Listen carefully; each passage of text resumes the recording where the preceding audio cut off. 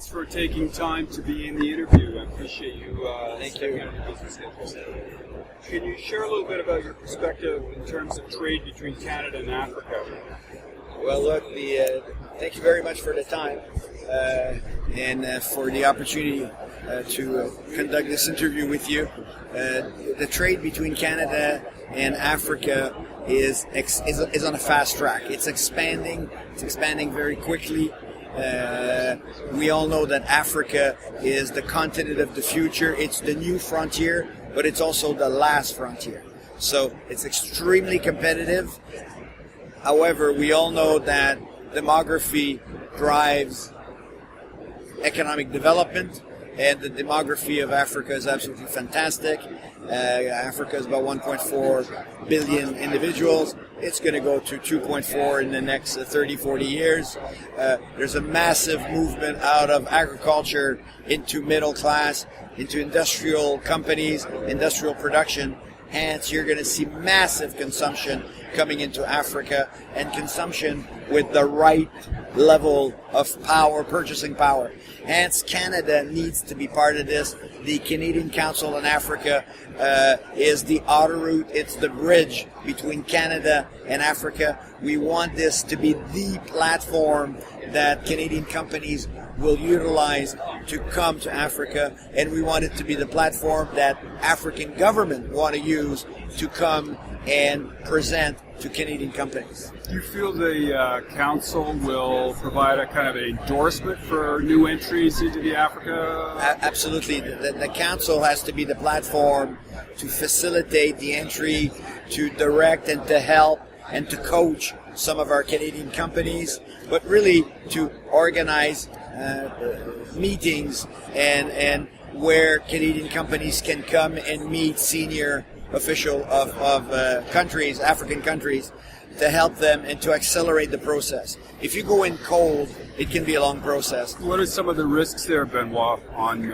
You've been on the ground now for many years. You've got some best practices, I'm sure. I've been on the ground for 20 years. The highest risk is that you get trapped with a broker, a local representative who does not have the same values and the same ethic.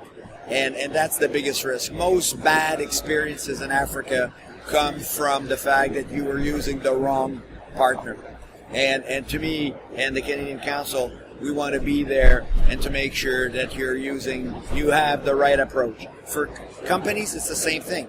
A lot of time in industries, you have people that come in that don't belong to the industry, that really are not the right partners for African government, and we want to be there and help them protect themselves from those industry hackers who come in and really do a bad job and give the industry sometimes a bad reputation. What's the general perception among Africans towards Canadian industry, and how we stand in terms of our CSR practices? Well, look, Canada is seen as one of the best partner in the world, and in many countries we're the best partner in the world.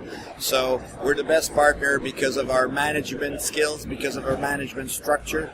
We do not use a European style structure which is with hierarchy and extremely directive.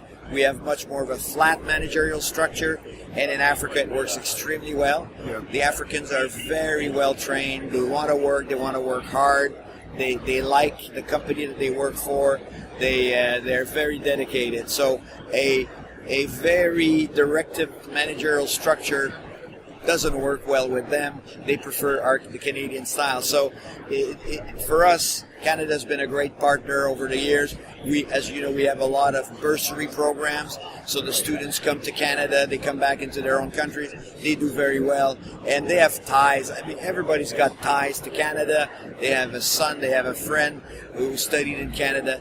Hence, we need now that Africa is the new frontier.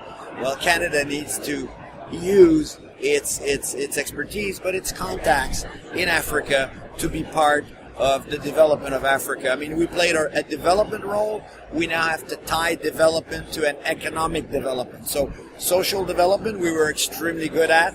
We now need to tie that with economic development, put them together, and it'll be a win-win situation. Win-win for Africa, win-win for Canada. That's great. Is there anything in general you'd like to express in terms of your experience on the ground this time? And Africa may be scary. It may seem far, but it's 85% of the people who work in Africa prefer Africa than their home country. 85%. And to me, it's like jumping into a pool. You always think the water's cold. Once you're in it, it's fresh and it's nice. Africa is fresh and nice. That's cool. You want to jump in. Benoit, thanks for the interview. Thank you very much. Thank you.